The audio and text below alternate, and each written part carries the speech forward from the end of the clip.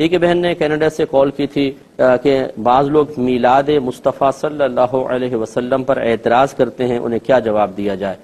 دیکھیں، اعتراض کرنے والے کبھی باز نہیں آتے، اور جتنے بھی مدلل جواب دے دیے جائیں، بہترین قسم کے جواب دے دیے جائیں، جب سامنے والے نے یہ تہیہ کر رکھا ہو کہ میں نہ مانوں، تو پھر کس طریقے سے ہم منوا سکتے ہیں؟ تو آپ کی سے بھی میری گزارش ہے کہ کسی سے بحث کرنے کے بجائے آپ اسے تھوڑے دلائل بتا دیں، اگر وہ قبول کرتا ہے ٹھیک، نہیں مانتا تو ہمارا کام بتانا ہے، منوانا نہیں۔ میلاد مصطفیٰ صلی اللہ علیہ وسلم نبی کریم صلی اللہ علیہ وسلم کی ولادت کی خوشی کے اندر منائی جاتی ہے، اور خوشی کے لیے اللہ تعالیٰ نے خود قرآن میں اجازت دی ہے۔ قل بفضل اللہ وبرحمتہ فبذلک فلیفرحوا، اے حبیبہ فرمائیے کہ انہیں چاہیے کہ اللہ کے فضل اور اس کے رحمت پر خوشی منائیں۔ اور دوسرے مقام پہ وَأَمَّا بِنِعْمَةِ رَبِّكَ فَحَدِّثْ، اور اپنے رب کی نعمت کا خوب چرچا کرو۔ دونوں چیزوں کو اگر آپ ملا لیں تو اللہ کی نعمت جب ملے، اللہ کا فضل، اللہ کی رحمت حاصل ہو، اس پر خوشی منائیں اور اس کا اظہار بھی کریں۔ تحدیث نعمت کا مطلب ہوتا ہے نعمت کا اظہار کرنا، خود قرآن میں اللہ تعالیٰ بیان فرما رہا ہے۔ اب اس کا انداز کیا ہونا چاہیے؟ کیا قرآن نے مقید کیا ہے؟ اللہ تعالیٰ نے اجازت دی ہے کہ خوشی منائیں، اپنی نعمت کا اظہار کریں، لیکن کس طرح کریں مقید نہیں کیا، تو اب ہم جیسے چاہیں کریں، بس ناجائز حرام نہیں ہونا چاہیے۔ کہ اللہ تعالیٰ نے اپنے فضل، اپنی رحمت پر خوشی منانے کی اجازت دی ہے، اور نعمت کو عام کرنے، اس کا چرچا کرنے کا حکم ارشاد فرمایا ہے۔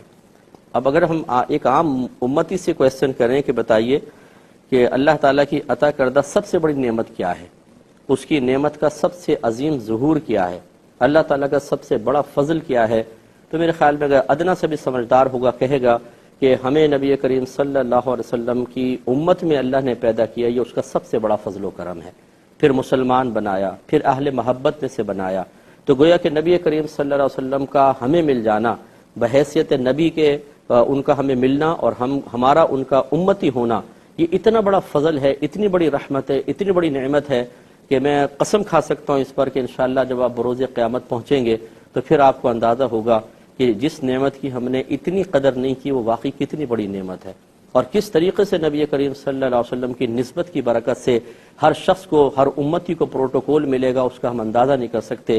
رحمت کونین صلی اللہ علیہ وسلم فرماتے ہیں کہ خدا کی قسم جب تک میں جنت میں داخل نہ ہو جاؤں، پچھلے تمام نبیوں پہ جنت حرام ہے، اور جب تک میری ساری امت داخل جنت نہ ہو جائے پچھلی امتوں پہ جنت حرام ہے۔ جو پہلے آئے ہیں وہ بعد میں جائیں گے، اور جو بعد میں آئے ہیں وہ پہلے جنت میں جائیں گے، اور بہت ہی عزت اور احترام کے ساتھ۔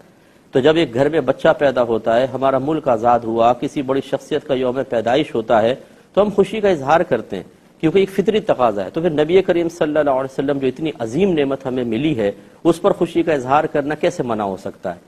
میں ایسے لوگ جو 12ویں شریف کے منانے کے قائل نہیں ہیں، اس کو ناجائز کہتے ہیں، میں اتنی گزارش کرتا ہوں کہ چلیں اتنے پہ تو آپ اتفاق کریں گے نا کہ نبی کریم صلی اللہ علیہ وسلم جس تاریخ میں پیدا ہوئے، ہمیں فطری لحاظ سے کم از کم خوشی محسوس ہونی چاہیے، کم از کم خوشی محسوس ہونی چاہیے۔ اپنے دلوں سے سوال کریں کہ کیا آپ کو اس پیدائش پہ کم از کم خوشی محسوس ہوتی ہے کہ اللہ نے اتنی بڑی نعمت اسی تاریخ میں عطا فرمائی تھی؟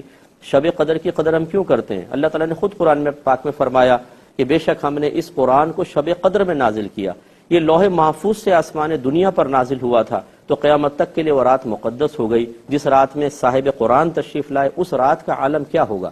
تو اس لیے کم از کم اتنی خوشی تو ہونی چاہیے نا۔ اور جب خوشی ہوتی ہے تو ہم کسی کو مبارکباد بھی دے دیتے ہیں۔ اس کا اب ثبوت تلاش کرنا کہ جی کسی نے مبارکباد دی تھی، اگر آپ دیکھ لیں تو تاریخ بتائے گی آپ کو، جب نبی کریم صلی اللہ علیہ وسلم پیدا ہوئے ہر فرشتے نے دوسرے فرشتے کو مبارکباد دی، ہر پرندہ درندہ چرندہ ایک دوسرے سے ملتا تھا اور ایک دوسرے کو مبارکباد دیتا تھا۔ تو چلیں اس کا بھی ثبوت آپ لے لیں کہ یہ بھی موجود ہے۔ تو کم از کم اگر آپ منانے کے انداز پر متفق نہیں ہیں، اتنے پر تو ہے نا کہ وہ آپ کے نبی ہیں، پیدا ہوئے ہیں، دل میں آپ خوشی محسوس کریں اور کسی کو کہیں کہ یار مبارک ہو، یہ بڑا مبارک دن ہے کہ ہمارے نبی کریم صلی اللہ علیہ وسلم پیدا ہوئے، لیکن اس پیدائش کے موقع پر مطلب افسردگی کا سا اظہار کرنا اور مطلب بالکل کوئی فیلنگز ہی نہ ہو، تو یہ تھوڑا سا غور کرنا چاہیے کہ یہ کیا نبی کریم کی محبت کی علامت ہے یا نہیں ہے۔ دوسرا یہ کہ یاد رکھیں جب کسی چیز کا ثبوت ہو جاتا ہے، انداز اس کے تبدیل ہو جائیں تو اس میں کوئی فرق نہیں پڑتا، بس وہ تبدیلی انداز خلاف شرع نہیں ہونی چاہیے۔ نبی کریم صلی اللہ علیہ وسلم کے دور میں جس انداز سے شادی ہوتی تھی کیا اب ہو رہی ہے ویسی؟ جس انداز سے اس زمانے میں تعلیم حاصل کی جاتی تھی اب اس انداز سے تعلیم حاصل کی جا رہی ہے؟ جس انداز سے اس زمانے میں مسجدیں بنی ہیں کیا اسی انداز سے اب مسجدیں تعمیر ہو رہی ہیں؟ بالکل بدل گیا ہے نا۔ لیکن اب ہم اس میں اصول کیا بنائیں گے کہ بس خلاف شرع نہ ہو، تھوڑی بہت تبدیلی تو سب چلتی ہے۔ تو پھر اسی طریقے سے اگر نبی کریم صلی اللہ علیہ وسلم کی خوشی منانا جو قرآن میں مطلقاً اجازت دی گئی ہے، کچھ مسلمان اس کے طریقے اختیار کرتے ہیں، جو ان میں غلط طریقہ ہے اسے ہم خود غلط کہیں گے، اور جو جائز طریقے ہیں اسے غلط کہنے والا خود غلط ہوگا۔ کہ امت اگر نبی کریم صلی اللہ علیہ وسلم کی ولادت کی خوشی منا رہی ہے اور اللہ کے حکم پر، آیت قرآنی پر عمل پیرا ہو رہی ہے، تو پھر اس میں ناجائز کا کون سا پہلو نکل آیا؟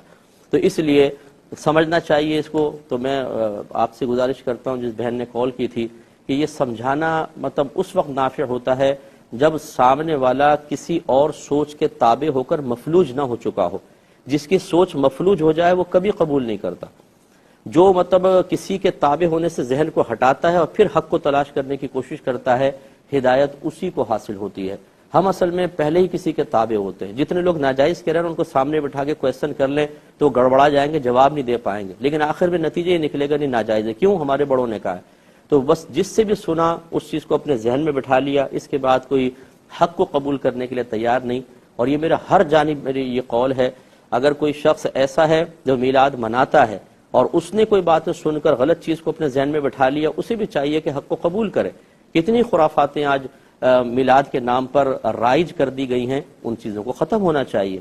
تو خلاصہ کلام یہ ہے کہ میرے خیال میں اگر کوئی دیانت دارانہ انداز سے میلاد مصطفیٰ صلی اللہ علیہ وسلم کے معاملے پر غور و تفکر کرے تو اس میں ناجائز کا پہلو اس کو نظر نہیں آئے گا۔